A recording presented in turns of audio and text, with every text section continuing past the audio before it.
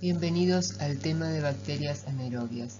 Estas son las primeras bacterias que cubrieron la superficie de nuestro planeta y en la medida en que la atmósfera se fue tornando aeróbica, fueron desapareciendo o se fueron localizando en nichos más reducidos. Pero recién se empezó a estudiarlas y a reconocerlas en el siglo XIX, cuando Pasteur, estudiando la fermentación, reconoció que habían bacterias que solo crecían en ausencia de oxígeno, y esas son las que llamamos bacterias anaerobias.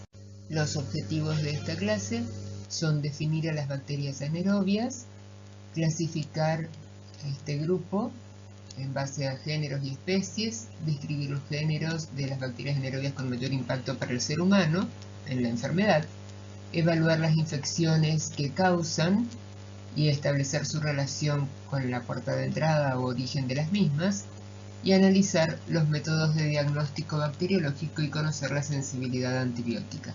Dentro del grupo de bacterias anaerobias, la sensibilidad al oxígeno es variable, y la acción del oxígeno puede tener un efecto bacteriostático o un efecto bactericida.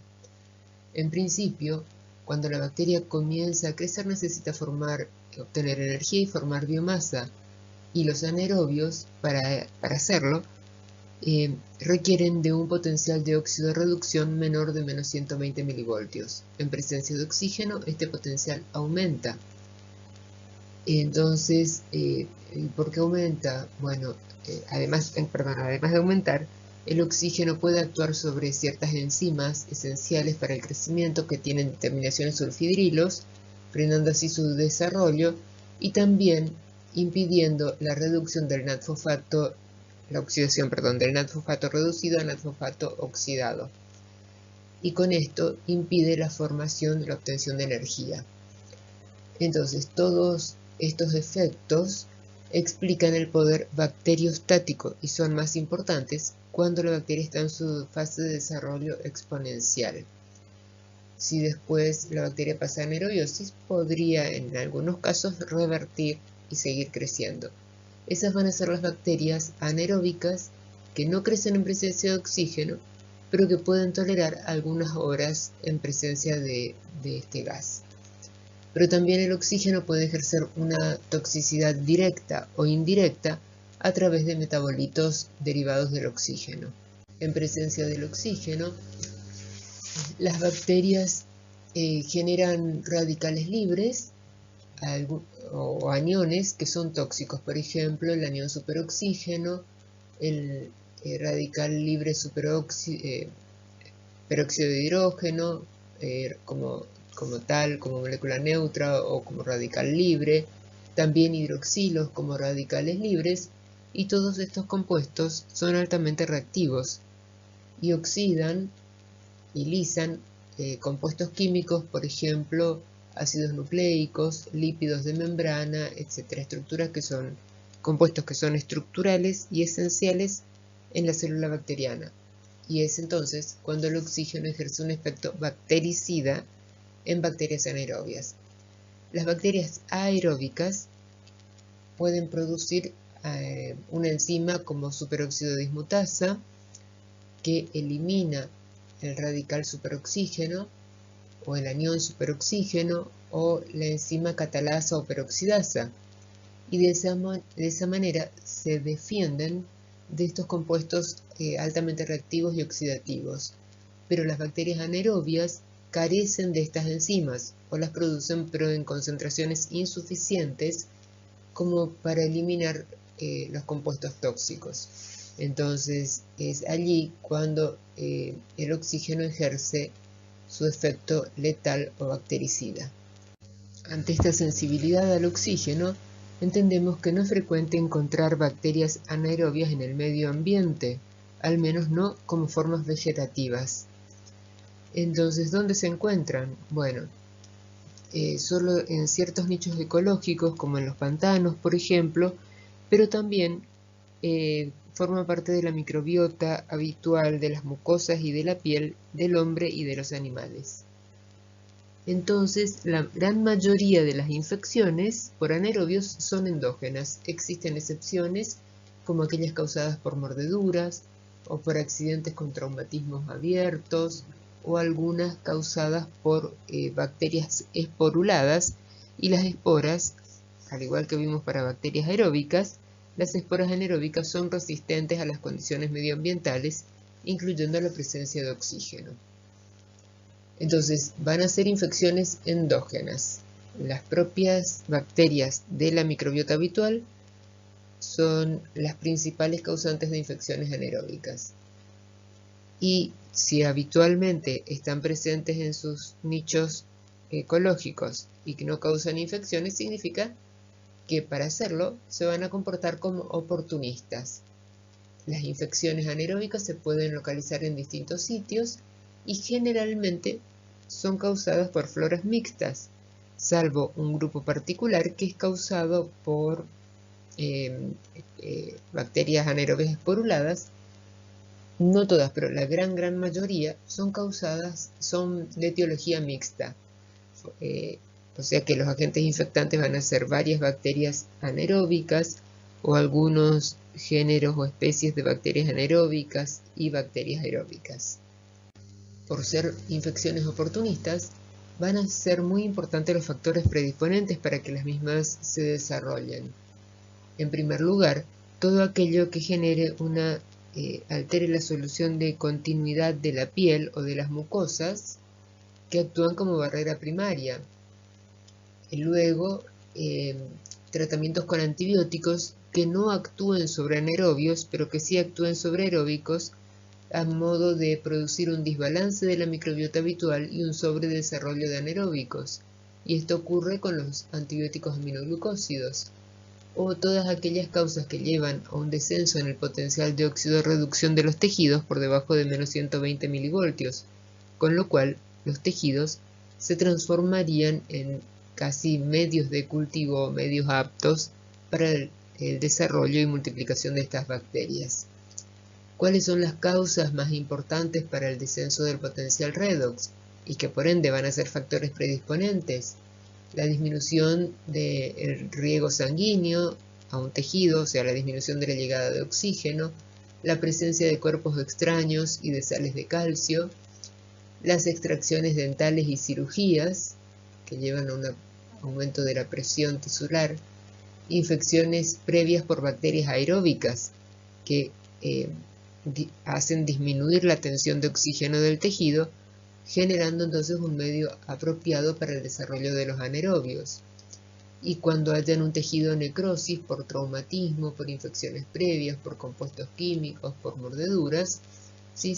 Esas son distintas causas para disminuir el redox en los tejidos. Si se altera una mucosa, por ejemplo, y una bacteria anaeróbica puede salir de su nicho ecológico y entrar a un tejido donde habitualmente no se encuentra, y ese tejido tiene el potencial redox lo suficientemente bajo, la bacteria puede invadir y puede comenzar a crecer y a multiplicarse, para luego expresar sus factores de virulencia. Tienen muchos factores de virulencia en conjunto, digamos las anaerobias. Algunos de estos factores pertenecen a la estructura bacteriana y otras que pueden ser liberados al medio, o sea, al tejido. Entre los factores estructurales hay adhesinas, como las fimbrias presentes en bacteroides, el lipopolisacárido y hemaglutininas presentes en otros gram negativos como Fusobacterium, Nucleatum y Porphyromonas gingivalis, ciertas proteínas superficiales o proteínas de membrana externa, también la cápsula de los anaerobios que son capsulados, que veremos algunos bacilos gram negativos capsulados. Bueno, esa cápsula se puede unir a laminina o fibronectina, que son proteínas que se encuentran sobre las células de la mucosa, o pueden favorecer la coagregación, es decir, la unión con otras bacterias. Se pueden unir a membranas basales, al colágeno y algunas hemaglutininas que permiten la unión a glóbulos rojos. Además, en el caso de las gram negativas, tienen un lipopolisacárido que tiene acción endotóxica, de modo similar a lo que ocurría con el lipopolisacárido de las gram negativas aeróbicas. Sin embargo, el potencial tóxico de este lipopolisacárido es un poco menor que el de bacterias aeróbicas. Lo cierto es que puede activar el factor 12 de la coagulación, y eso va a predisponer a la coagulación intravascular diseminada, y también puede intervenir el lipopolisacárido en el daño tisular. Porphyromonas gingivalis, por ejemplo, tiene un material superficial que activa la interleuquina 2, tiene maglutininas, hay hemolicinas.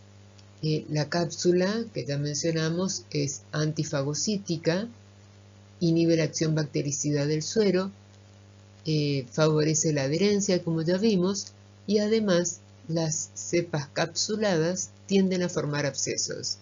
En experiencias que se hicieron en ratones, se inyectó solo el material capsular junto con otras bacterias no anaeróbicas que no forman absceso habitualmente, y bueno, por la mera presencia de este material capsular, se encontró que se formaban abscesos, o sea que esta cápsula induce su formación. Los factores de virulencia que pueden formar bacterias anaerobias y que liberan por fuera de su célula son muy diversos y tienden a destruir tejidos, lo cual va a favorecer la invasión de los mismos, o también a degradar compuestos químicos complejos para así degradar a sustancias simples fáciles de captar por las bacterias y útiles para su nutrición y desarrollo. Entre estos tenemos una heparinasa, que bueno, va a actuar sobre la heparina sanguínea, y junto con la activación del factor 12 por parte del lipopolisacárido van a favorecer la coagulación intravascular diseminada. También condroitinsulfatasas, nucleasas, fosfolipasas, colagenasas, fibrinolicina, lecitinasas, lipasas, neuraminidasas, proteasas que hidrolizan ácido hialurónico, glicosidasas, y el hecho de que la bacteria anaeróbica esté creciendo en un ambiente anaeróbico, ese ambiente anaeróbico por sí mismo dificulta la acción de los antibióticos. Y si forma un absceso, la llegada del antibiótico, la incorporación del antibiótico a través de la pared del absceso dificulta aún más, y lo poco que llegue se inactiva o tiene poca acción por el potencial redox bajo y por el pH ácido que tiene el absceso, entonces muchas veces son difíciles de tratar. Por ese motivo, y favorecen, al mismo tiempo que favorecen el mayor desarrollo del anaerobio, ¿no? Este tipo de ambiente. Por ese motivo, estos factores tisulares también que contribuyen a la anaerobiosis también se consideran como factores de virulencia. Hay enzimas que inactivan antibióticos, algunas cepas pueden producir beta-lactamasas, enzimas que inactivan, por ejemplo, macrólidos, o enzimas que inactivan cloranfenicol. Y al desarrollar, los anaerobios van a producir ciertos productos metabólicos que también actúan produciendo o aumentando o potenciando el daño tisular, como compuestos sulfurados, ácidos grasos de cadena corta, indol, aminas. A su vez, los ácidos grasos de cadena corta inhiben parcialmente la migración leucocitaria, y algunos otorgan una característica organoléptica muy particular a los cultivos.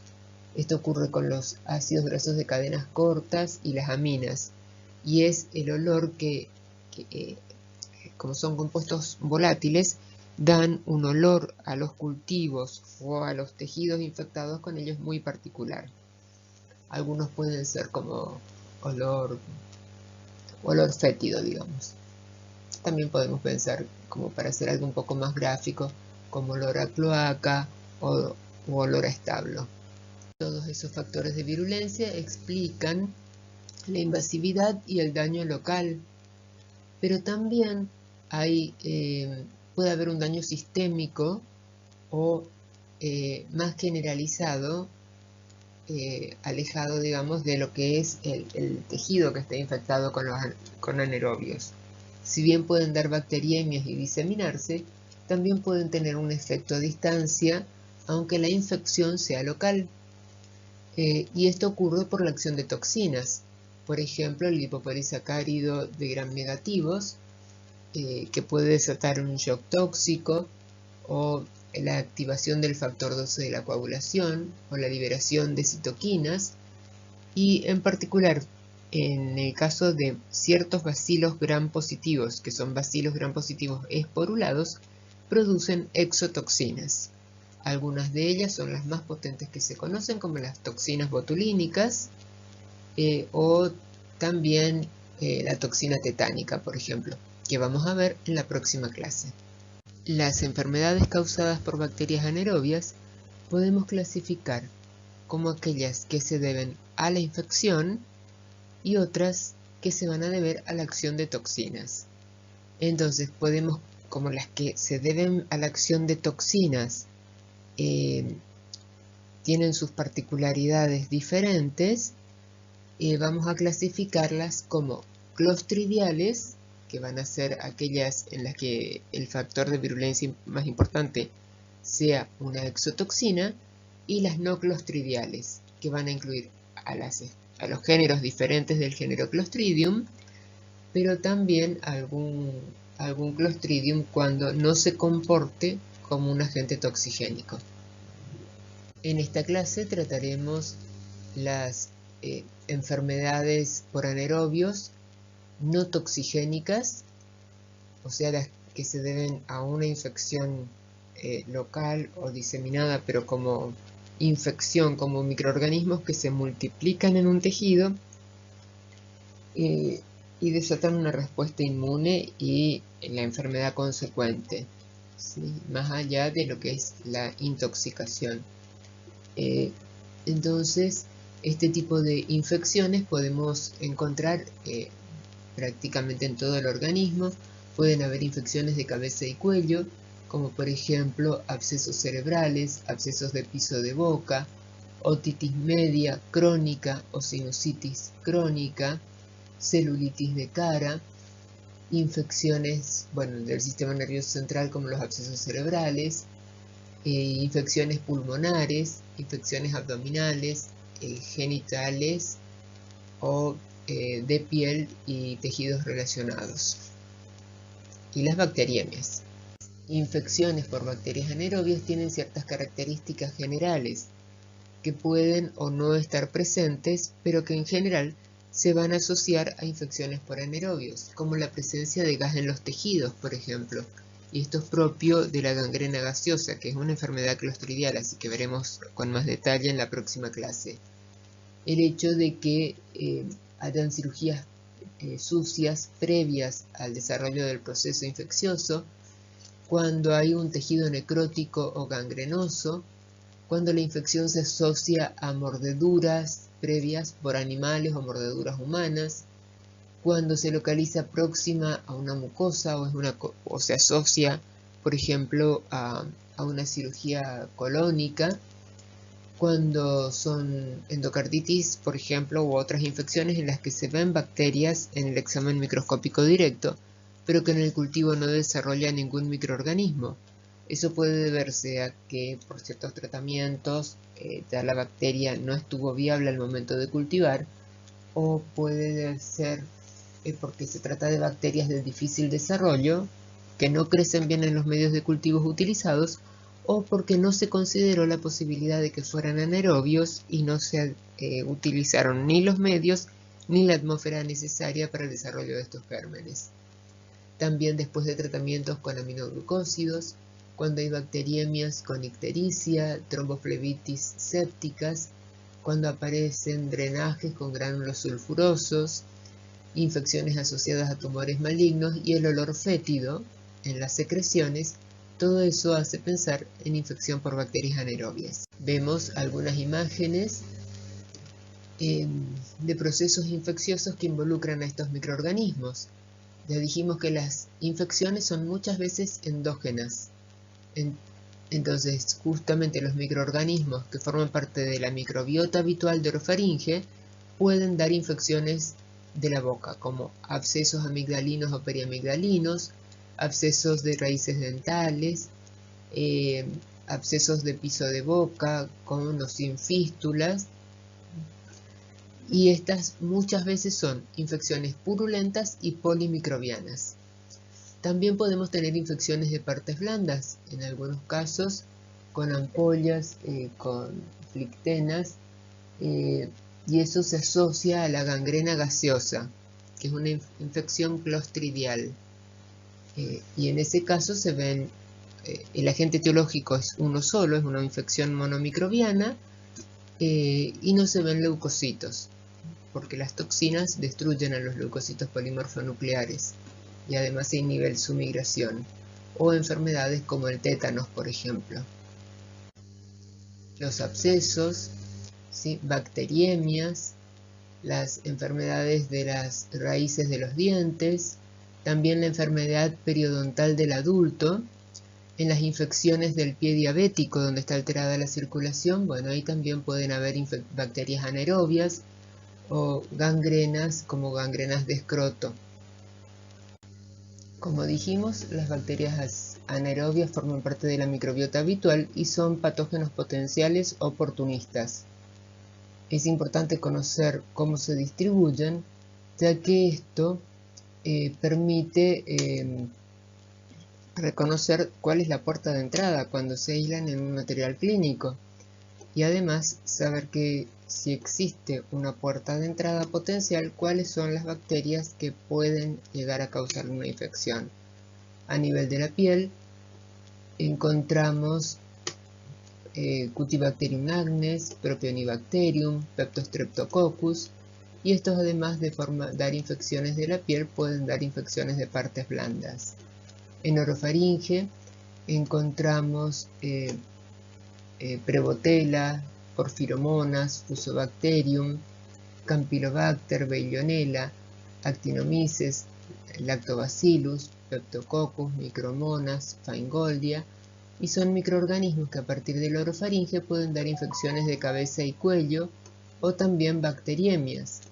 En cabeza y cuello pueden formar abscesos, celulitis, flemones, pueden dar mucositis, sobre todo en pacientes que reciben citostáticos, periodontitis, bacteriemia, enfermedad de Lemierre, que es o necrobacilosis, que es una bacteriemia con tromboflebitis generada por Fusobacterium necrophorum. También neumonías, infecciones pleurales, abscesos pulmonares y bacteriemias. En el tracto gastrointestinal hay más o menos 1000 veces más anaerobios que aerobios, y se estima que la concentración de anaerobios es de 10 a la 11 a 10 a la 12 por gramo de materia fecal, y ahí predominan los bacteroides, lo que antes llamábamos grupo Bacteroides fragilis, que está compuesto en realidad por los géneros Bacteroides, Odoribacter, Parabacteroides, Alistipes, pero también hay Fusobacterium, Clostridium, cocos gram positivos y bacilos gram positivos no esporulados. Entonces, a partir del tracto gastrointestinal se pueden formar por migración de bacterias anaerobias o por perforación intestinal, por ejemplo, abscesos abdominales, peritonitis secundarias, celulitis y abscesos de pared, o también pueden haber bacteriemias y diseminación a otros órganos y tromboembolismos y abscesos distantes, ¿no? Con respecto al tracto genital femenino, también hay unas 100 veces más anaerobios que aerobios, como una estimación. Las especies que predominan son los bacteroides, el grupo de bacteroides, lo que era el grupo Bacteroides fragilis, otros bacilos gram negativos, bacilos gram positivos no esporulados, y también bacilos gram positivos esporulados como Clostridium y cocos gram positivos. Desde esta localización, los microorganismos pueden formar abscesos, pueden dar infecciones glándulas de Bartolino, infecciones ováricas, tubáricas, enfermedad inflamatoria pélvica, endometritis, gangrena de útero, vaginosis, y pueden diseminarse también a través de bacteriemias, pueden diseminarse a distancia y dar abscesos en otros órganos con puerta de entrada ginecológica. El diagnóstico microbiológico de las bacterias anaerobias es complejo, requiere métodos especiales de trabajo y un tiempo prolongado, porque son bacterias de desarrollo lento. Pero para comenzar, lo más importante es la obtención de una muestra, la muestra clínica. La muestra clínica debe ser representativa del sitio donde está la infección, pero se debe evitar completamente la contaminación. Recordemos que la mayoría de estas infecciones son endógenas, entonces no se admite ni el más mínimo nivel de contaminación con la microbiota habitual, ya que no se podría discriminar entre lo que es esa microbiota habitual por contaminación o que si realmente es la puerta, es el agente causal como flora endógena, como infección endógenas que dan. Entonces con esa muestra clínica se hacen exámenes macroscópicos, microscópicos para ver morfologías, presencia de leucocitos, y luego los cultivos para hacer aislamientos bacterianos, confirmación de que es una bacteria anaerobia mediante pruebas de aerotolerancia, y finalmente las pruebas de aerotolerancia significan que no puede crecer en aerobiosis en presencia de oxígeno, y para luego hacer las pruebas de tipificación y antibiograma. Todo esto es un proceso muy complejo, requiere mucho tiempo, y cuando se obtienen los resultados del antibiograma, por ejemplo, el paciente en general ya evolucionó en forma favorable o desfavorable, pero ya el resultado pocas veces se aplica en forma directa a un paciente. Entonces se hacen estudios periódicos de relevamientos regionales a los fines de tener el conocimiento teórico, digamos, epidemiológico, y poder aplicarlo en forma empírica cuando los pacientes lo requieran. En el examen microscópico directo de la muestra se va a observar si hay o no hay leucocitos. Muchas veces podemos encontrar una flora mixta, como vemos en la primera y en la tercera foto, y en la foto del medio vemos unos bacilos gram positivos, pero no vemos leucocitos. Esto es típico de las gangrenas gaseosas causadas por Clostridium perfringens. En cuanto a la morfología de las bacterias, es importante registrarlas, saber si son alargadas, con los extremos más aguzados como usos, que es la morfología típica de Fusobacterium nucleatum, o si son bacilos gram negativos con pleomorfismo o metacromasia, que es una morfología típica de bacilos anaerobios gram negativos, particularmente el grupo Bacteroides fragilis. En cuanto a los cocos gram positivos y gram negativos, comparten exactamente la misma morfología y características tintoriales que los cocos gram positivos y gram negativos aeróbicos. O sea que desde el gram de la muestra clínica directamente, la morfología puede orientar hacia anaerobios según el tipo de muestra, y cuando son bacilos gram negativos. También se pueden suponer cuando un bacilo gram positivo es un Clostridium, aunque no siempre. Pero en cuanto a los cocos no hay diferencias. Los cultivos se hacen en medios líquidos para enriquecimiento, como el caldo tioglicolato, por ejemplo, y en medios de cultivo sólidos. Estos medios de cultivo sólidos, para una muestra general, sin ir a una búsqueda particular de algún microorganismo, contienen emina, vitamina K, sustancias reductoras para bajar el potencial de óxido de reducción, y también contienen sangre lacada idealmente.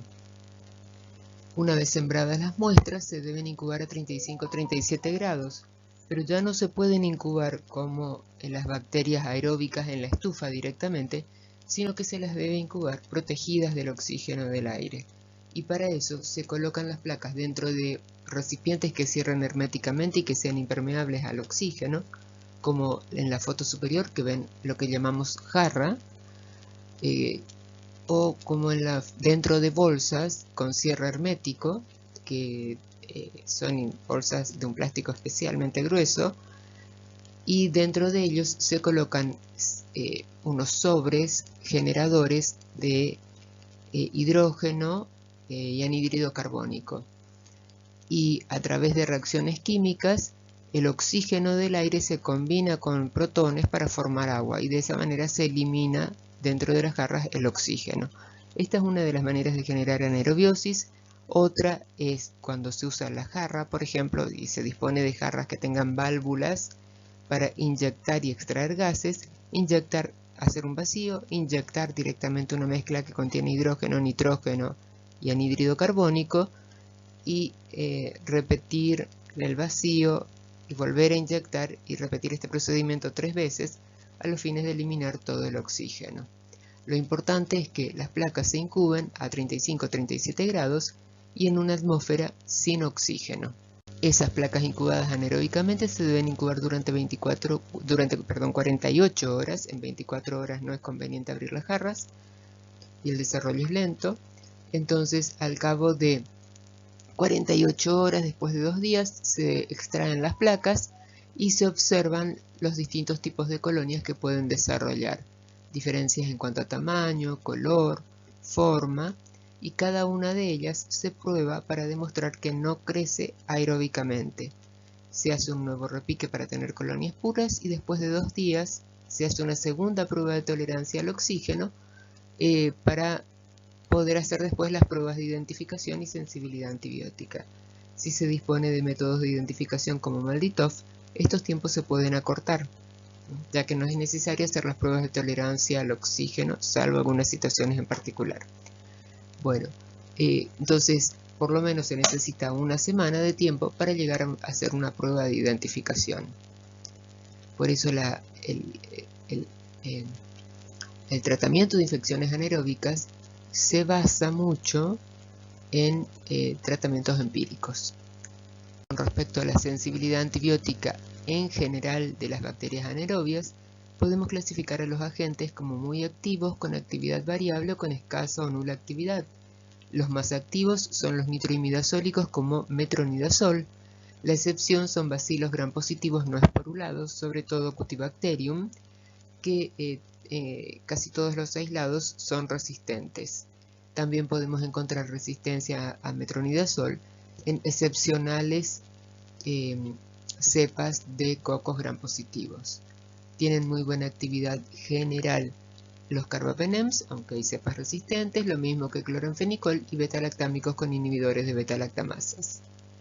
Actividad variable, no predecible, tienen los macrólidos y lincosamidas, las cefamicinas y las penicilinas. En realidad, las penicilinas tienen una actividad variable frente a cocos gram positivos, cocos gram negativos y bacilos gram positivos, pero la gran mayoría de los bacilos gram negativos pertenecientes a un grupo que es el grupo Fragilis presenta resistencia a este antibiótico.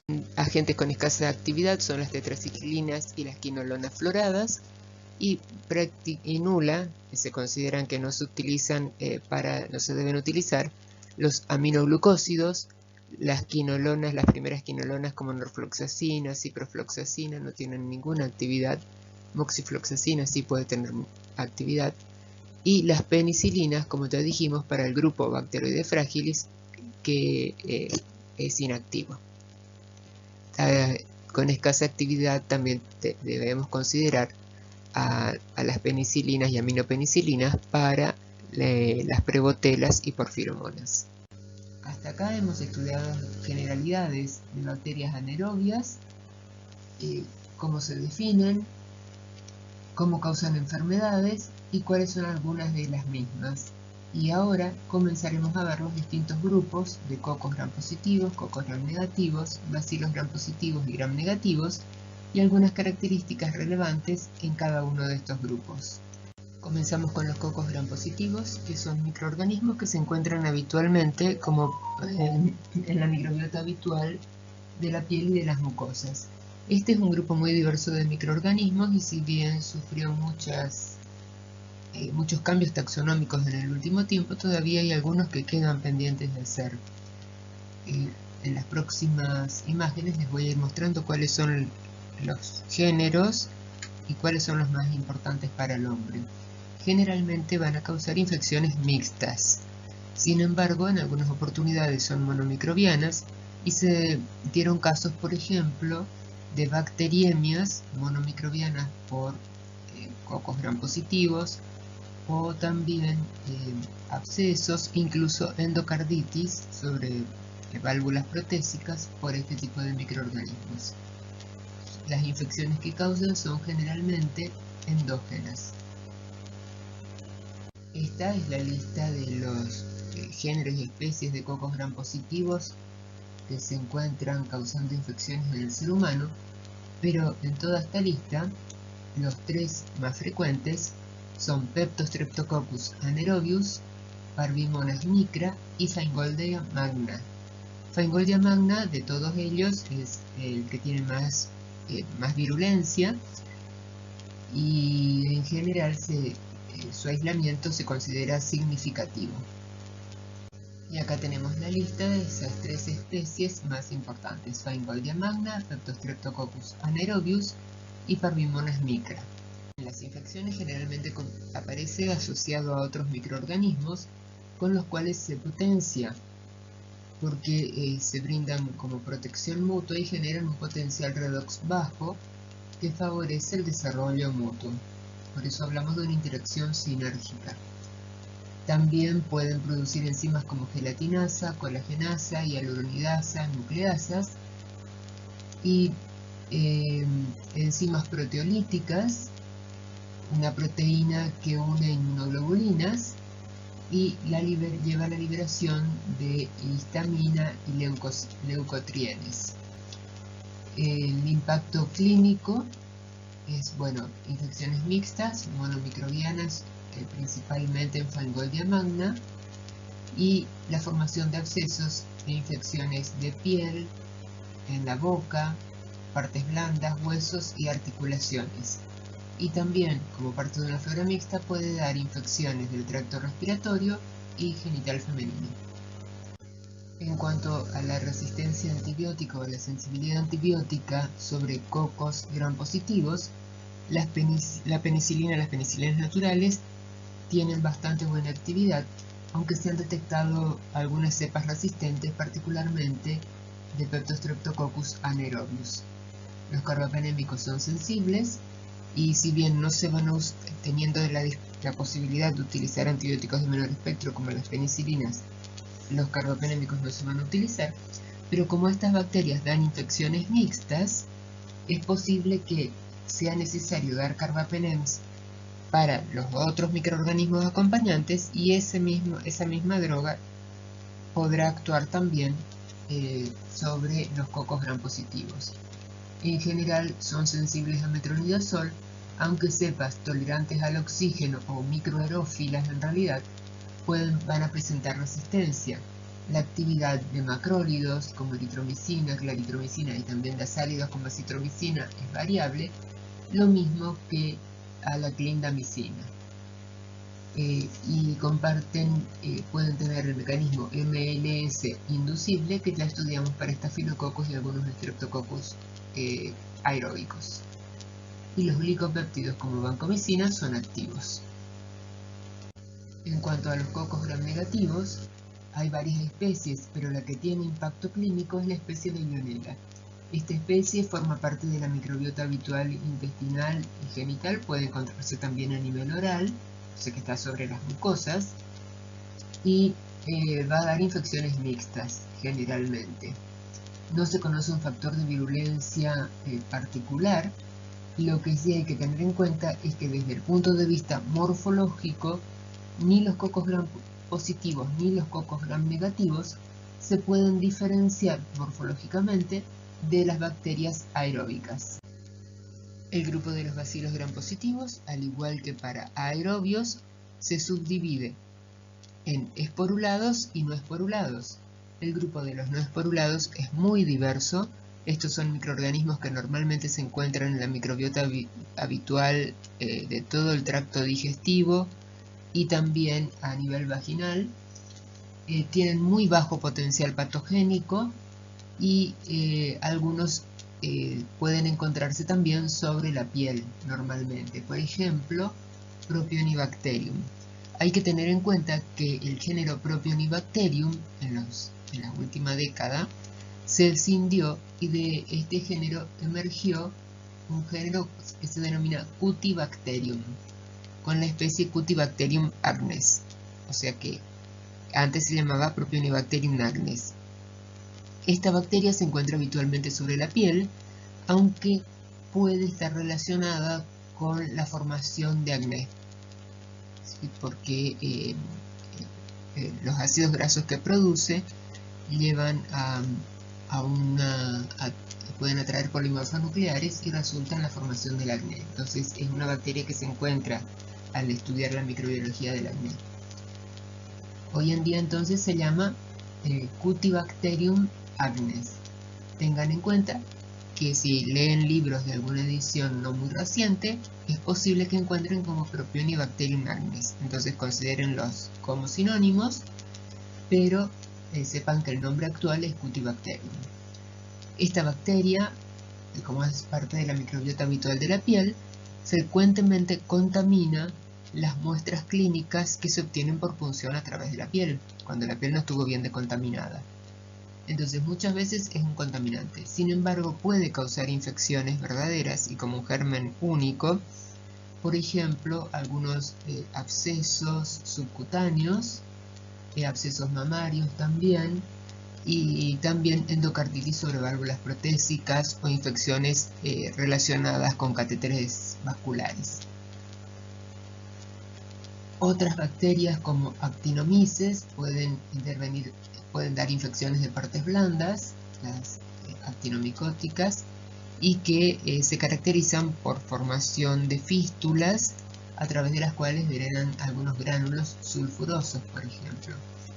También son significativos, por ejemplo, Bifidobacterium que forma parte de la microbiota habitual intestinal. Otros importantes son, bueno, ya les nombré Actinomyces, y en Actinomyces también tenemos que destacar el rol de las infecciones asociadas a dispositivos intrauterinos, ¿sí? Y los demás muy pocas veces se aíslan. Cabe destacar también el rol de Mobiluncus, porque Mobiluncus es uno de los anaerobios que intervienen en la vaginosis bacteriana. Si recuerdan la clase de bacilos gram positivos aeróbicos, hablamos sobre las últimas diapositivas de Gardnerella, y que Gardnerella se relacionaba a la vaginosis bacteriana dentro de un complejo de bacterias, que era el complejo GAM, G de Gardnerella, A de anaerobios, M de micoplasma, y entre estos anaerobios está Mobiluncus. Los bacilos gram positivos esporulados tienen el género Clostridium, pero de este género Clostridium se escindieron otros géneros, y lo que debemos saber es que ahí está, en esta escisión, emergió el género Clostridioides difficile o difficile. Es una bacteria muy importante porque causa diarreas asociadas al consumo de antibiótico y en pacientes y es una diarrea asociada al cuidado de la salud. Se considera que es la causa más importante de infecciones asociadas al cuidado de la salud a nivel mundial en este momento. El género Clostridium incluye especies como Clostridium tetani, Clostridium botulinum, Clostridium perfringens, que son bacterias toxigénicas y que estudiaremos en la próxima clase. El grupo de bacilos gram negativos también es un grupo muy diverso y que está en cambio desde el punto de vista taxonómico. Se reconocen géneros más frecuentes como el género Bacteroides, género Fusobacterium, también Prebotella, Porphyromonas, Parabacteroides, Alistipes o Doribacter. Estos son los más importantes por los factores de virulencia que tienen, por la patogenicidad y su impacto en la salud humana. Como les dije, los anteriormente mencionados son solo los más frecuentes, pero existen largas listas. Una de ellas es esta, y aquí tenemos otra. Lo que están en los recuadros en esta diapositiva y en la anterior constituyen lo que llamamos o llamábamos grupo bacteroides frágiles. Este grupo de microorganismos es importante porque es uno de los que más se aísla de muestras clínicas, como muestras clínicas significativas. Tiene una cápsula que lleva a la formación de abscesos y además porque es el grupo de bacterias anaerobias no esporulada más resistente a los antibióticos. La mayoría de estas cepas forma una beta-lactamasa que es una cefalosporinasa, o sea que va a inactivar a las penicilinas, aminopenicilinas y a las cefalosporinas de primera generación y de segunda. Las cefalosporinas de tercera generación no son activas frente a anaerobios. Ahora, las cefamicinas sí son activas. Y los beta-lactámicos con inhibidores de beta-lactamasa también actúan sobre la mayoría de estas cepas.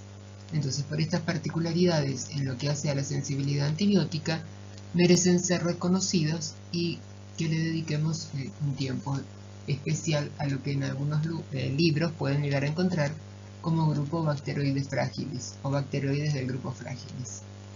En la actualidad de este género se escindió en otros que son bacteroides, alistipes o doribacter, parabacteroides y recientemente se incorporó Phoenicula. Se trata de bacilos gram negativos que cuando crecen en los medios de cultivo sólidos son bacilos más bien cortos como cocobacilos, como se ve en la foto inferior que está hacia su derecha, mientras que cuando crecen en los medios de cultivos líquidos o en los materiales clínicos se ven como bacilos irregulares que no se tiñen, irregulares en cuanto a su morfología, pero también en cuanto a sus características tintoriales. Hay partes del bacilo que se tiñen mejor que otras, sí, a eso llamamos metacromasia y pleomorfismo. Cuando en una muestra clínica se ven características, bacilos gram negativos con estas características de metacromasia y pleomorfismo, se sospecha que se trata de bacilos anaerobios. Y es importante que lo tengan presente porque en general los anaerobios se van a tratar con antibióticos diferentes a los que requiere una bacteria aeróbica. Este grupo de microorganismos forma parte de la microbiota habitual intestinal y también se pueden encontrar normalmente a nivel vaginal. En general no los vamos a encontrar a nivel oral.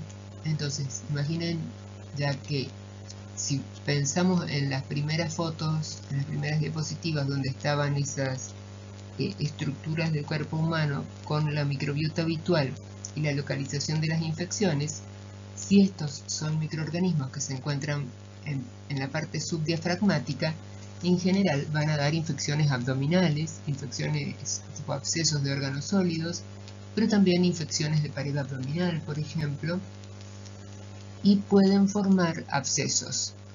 Pueden pasar a la sangre y dar bacteriemias. Y por ese motivo, en algunas oportunidades se han aislado de muestras como abscesos cerebrales o empiemas pleurales. Pero que es, en el caso del empiema pleural puede ser por contigüidad o por bacteriemias, ¿sí? Entonces esa es la vía de una llegada a distancia. O una infección de partes blandas en el brazo, por ejemplo, cuando se contaminó, se hubiera contaminado una herida con estas bacterias. Bueno, son bacterias que en general tienen una cápsula polisacarídica, es una cápsula que impide la fagocitosis y que favorece la adherencia a la minina, por ejemplo, y también la formación de los abscesos. Y también protege a la bacteria del fagolisosoma. Son anaerobios relativamente aerotolerantes, porque si el cultivo queda expuesto al aire durante un tiempo no mayor de 2 horas, pueden sobrevivir las bacterias. No van a crecer, pero pueden sobrevivir. Para desarrollar, pueden crecer en medios un poco menos exigentes que otras bacterias anaerobias, sobre todo porque son menos lábiles al oxígeno, pero crecen bien en agar sangre o algunos medios de cultivo específicos para anaerobios. Y además tienen la particularidad de que la gran mayoría desarrollan presencia de bilis al 20%. eso incorporado a los medios de cultivo también acelera su diagnóstico. Son bacterias fermentadoras. Las infecciones que causan son endógenas, relacionadas a las mucosas colonizadas, pueden ser monomicrobianas o polimicrobianas, la tendencia a formar abscesos y son la mayor parte de los aislamientos clínicos por bacterias anaeróbicas. ¿Sí? Cerca del 50% son causados por estos bacilos gram negativos, como bacteroides, alistipes, odoribacter o parabacteroides. Los medios de cultivo crece bien en forma abundante, pero siempre y cuando se incuben bajo condiciones de anaerobiosis.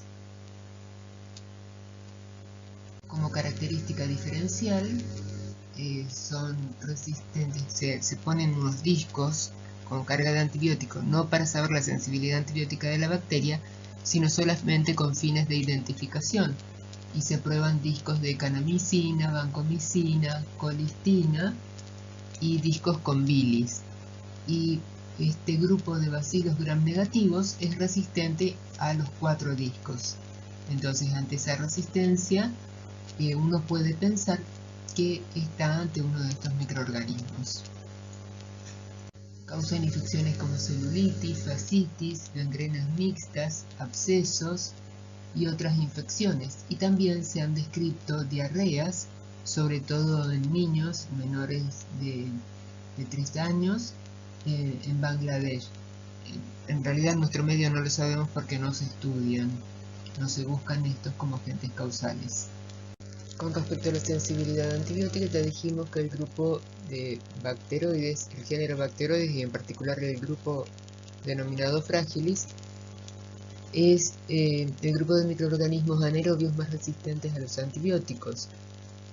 En un muy alto porcentaje de sus cepas, más del 90%, producen una cefalosporinasa codificada en el gen CEF-A, que inactiva penicilina, aminopenicilinas y cefalosporinas de primera generación y segunda. Además, pueden producir una CFXA que, además de inactivar a los anteriores antibióticos, también inactiva a algunos carbapenems y puede inactivar también puede impedir la actividad de algunos beta-lactámicos combinados con inhibidores de beta-lactamasa. Pero esta segunda está un poco menos diseminada que la primera. Puede haber resistencia a los carbapenems por producción de carbapenemasas tipo metalo y también por impermeabilidad de membrana externa o cambios en las PLPs, lo cual confiere resistencia, por ejemplo, a varios antibióticos en forma natural, a las cefalosporinas de tercera generación. Luego pueden ser resistentes a la clindamicina. Décadas atrás la clindamicina era un muy buen antibiótico para tratar infecciones por bacteroides del grupo Fragilis. Sin embargo, fueron adquiriendo mecanismos de resistencia particularmente relacionados con los genes ERM, que pueden dar resistencia cruzada a macrólidos y lincosamidas. Y cloranfenicol es otro antibiótico con muy buena actividad in vitro frente a anaerobios. En la clínica no se usa de rutina, pero también hay algunos anaerobios, sobre todo del grupo Fragilis, que desarrollaron resistencia por formación de enzimas inactivantes tipo cloranfenicol acetiltransferasa o CAT o una cloranfenicol nitroreductasa. Sabemos además que los anaerobios son naturalmente resistentes a las concentraciones de aminoglucósidos que se usan para los tratamientos. Entonces, con este panorama, los antibióticos más activos para tratar infecciones por el grupo Bacteroides fragilis son el metronidazol, que es un antiparasitario, pero que además tiene actividad frente a anaerobios, sobre todo frente a anaerobios gram negativos, y algunos pocos bacilos gram positivos anaerobios no esporulados pueden ser resistentes, pero en general tiene muy buena actividad y al menos en Argentina mantiene un excelente nivel de actividad frente al grupo Bacteroides fragilis, aunque en algunos países se han descrito algunas pocas cepas con resistencia. Los carbapenems siguen siendo antibióticos muy activos, ya que las carbapenemasas no están tan diseminadas en nuestro medio. Y los inhibidores beta-lactámicos con inhibidores de beta-lactamasa, particularmente piperacilina con tazobactama, también tienen una buena actividad, aunque podemos encontrar un 5 o un 10% de resistencia. Con respecto a clindamicina, se notan que hay diferencias entre las distintas especies de este grupo. La especie Bacteroides fragilis es la más sensible y en ellas casi el 75% de las cepas mantienen sensibilidad a clindamicina. Sin embargo, otras especies de este grupo son más resistentes en hasta el 52% de los aislados. El género Porphyromonas está formado por bacilos gram negativos que al desarrollar en medios de cultivos que contengan emina, desarrollan colonias de color negro, como los que pueden ver ahí. Esas colonias negras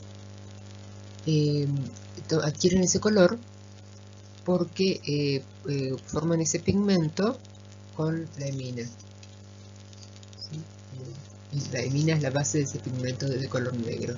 Tienen la particularidad de que estas colonias, las colonias de porfiromonas, forman el pigmento en forma relativamente lenta. Y antes de formar el pigmento, si uno las expone a la luz ultravioleta, adquieren una fluorescencia de color rojo. Lo mismo va a pasar con Prevotella y vamos a ver una foto cuando hablemos de Prevotella. Una vez que aparece el pigmento negro, después ya, aunque se exponga a la luz ultravioleta, no florece más. Porfiromonas forma parte de las mucosas, de la mucosa oral y de la mucosa intestinal, pero predominantemente se encuentra en mayor cantidad en la mucosa oral y puede dar varios tipos de infecciones, y entre ellas Porphyromonas gingivalis es un marcador de enfermedad periodontal en el adulto. Con respecto a los antibióticos, Porphyromonas generalmente es sensible a los antibióticos beta-lactámicos, como por ejemplo a ampicilinas, ¿sí? Incluso a penicilina, aunque algunas pocas cepas pueden ser resistentes por producción de beta-lactamasa, y también puede haber resistencia a la clindamicina en algunas cepas de Porphyromonas, por lo cual hay que hacer las pruebas antibióticas periódicamente para conocer el nivel de sensibilidad o de resistencia en cada medio.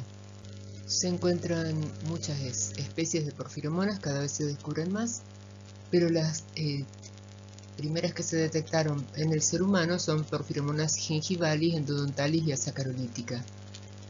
Y hay otras porfiromonas que se encuentran habitualmente en la microbiota habitual de los animales, como perros y gatos. ¿Sí? Entonces tenemos Catoniae, Porphyromonas catoniae, Porphyromonas canoris, etc.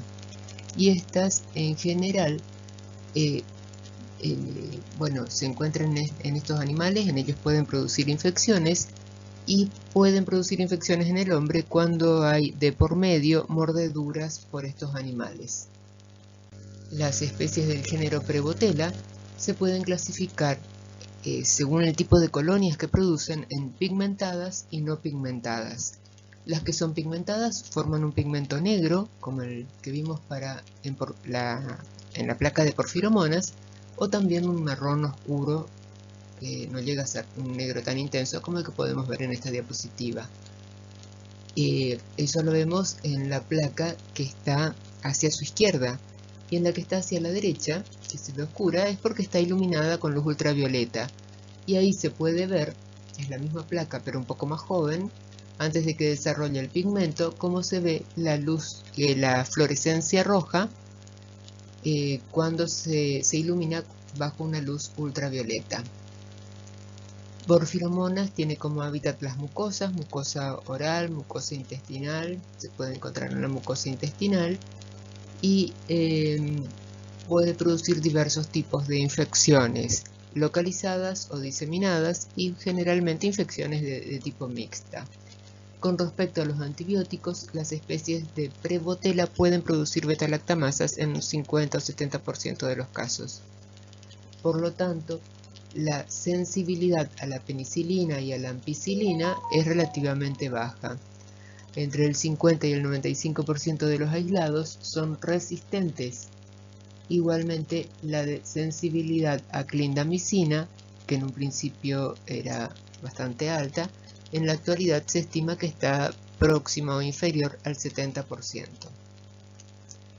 Tienen buena actividad metronidazol, los carbapenémicos y los betalactámicos con inhibidores de beta-lactamasas sobre esta bacteria. El género Fusobacterium son bacilos gram negativos que tienen morfologías particulares. En general aparecen en las muestras clínicas como bacilos alargados, con algunas morfologías especiales que ya vamos a mencionar. Este género de bacilos es sensible a muchos antibióticos. Solo cepas excepcionales son resistentes a ampicilina por producción de beta-lactamasa, y la gran mayoría de las cepas son sensibles a metronidazol, a cefalosporinas, carbapenems y clindamicina. También, por supuesto, beta-lactámicos con inhibidores de beta-lactamasa, no porque se los vaya a administrar puntualmente para este género, sino porque pueden estar en infecciones mixtas y la flora acompañante puede requerir de estos antibióticos de mayor espectro. Entre las especies más sobresalientes, digamos, por la patología humana, tenemos a Fusobacterium necrophorum. Fusobacterium necrophorum es el que causa la enfermedad de Lemierre, y en la enfermedad de Lemierre hay una bacteriemia, y esta bacteriemia se acompaña de trombosis en la yugular interna, en la vena yugular interna, y con bacteriemias, ¿sí? Es una entidad clínica de por sí y es una de las pocas bacterias anaerobias, y particularmente dentro del género Fusobacterium, que da infecciones monomicrobianas y que tiene una enfermedad bien definida y en particular. Otra enfermedad en la que interviene Fusobacterium es en la angina de Vincent, que es una angina o gingivitis ulcerosa y necrotizante. Aquí la bacteria se encuentra asociada con otra bacteria que es un espirilo, Borrelia, y pueden ver en la foto que está hacia la derecha algunos leucocitos y espirilos y unos bacilos como que se tiñen en forma más intensa, largos, que son las especies es una especie de Fusobacterium que interviene en esta asociación fusoespirilar. Ya hablamos de la sensibilidad antibiótica de Fusobacterium, y también existen otras infecciones, además de las mencionadas, en las que Fusobacterium forma parte de una flora mixta. Vale destacar que Fusobacterium nucleatum también es flora habitual, pero se asocia más a las infecciones que tienen como puerta de entrada la mucosa orofaringia. Para resumir esta presentación, decimos que las bacterias anaerobias forman parte de la microbiota habitual de piel y de las mucosas, que son patógenos oportunistas y causan infecciones generalmente endógenas, solo excepcionalmente exógenas.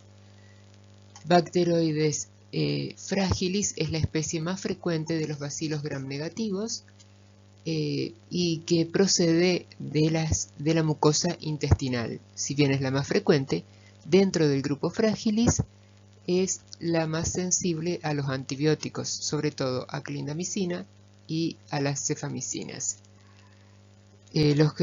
Otros géneros como Alistipe, Prevotella, algunos bacteroides o Doribacter son más resistentes a los antibióticos que otros bacilos gram negativos.